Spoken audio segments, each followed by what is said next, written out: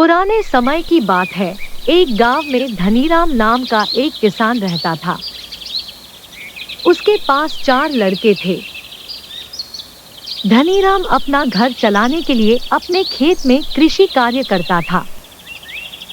लेकिन धनीराम के चारों लड़के बहुत ज्यादा आलसी थे। वह कभी भी खेतों में काम करने के लिए नहीं गए थे। वह सारा दिन अपना समय गांव में इधर उधर बैठकर बिताया करते थे। आज तो मैं जिंदा हूँ तो सब कुछ सही चल रहा है। मेरे बाद कौन खेती करेगा? हमारे बच्चों ने तो आज तक खेतों में कदम तक भी नहीं रखा है। कोई बात नहीं, धीरे धीरे यह काम करने लगेंगे। इसी तरह से धीरे धीरे समय गुजरता जा रहा था। एक दिन धनीराम की अचानक से तबीयत खराब हो जाती है और वह बहुत ज्यादा बीमार पड़ जाता है। इस दौरान धनीराम अपनी पत्नी से कहता है, चारों लड़कों को मेरे पास बुलाओ, मेरे पास समय बहुत कम है। इतना सुनने के बाद धनीराम की पत्नी अपने चारों लड़कों को उनके पिता के पास बुलाती है।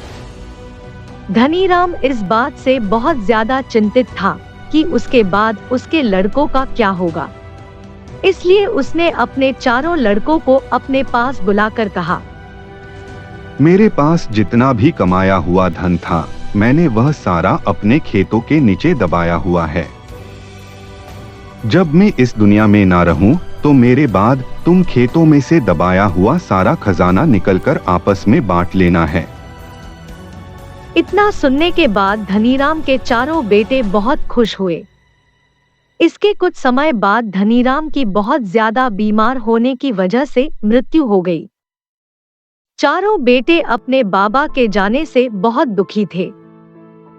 कुछ दिन बाद उसके चारों बेटे खेत में दबे हुए खजाने को खोदने के लिए निकल गए।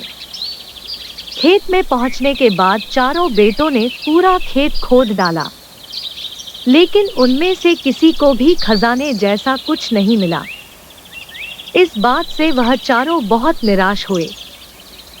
पिताजी ने खेत जो खोजने के बारे में बताया था, वह एक झूठ था।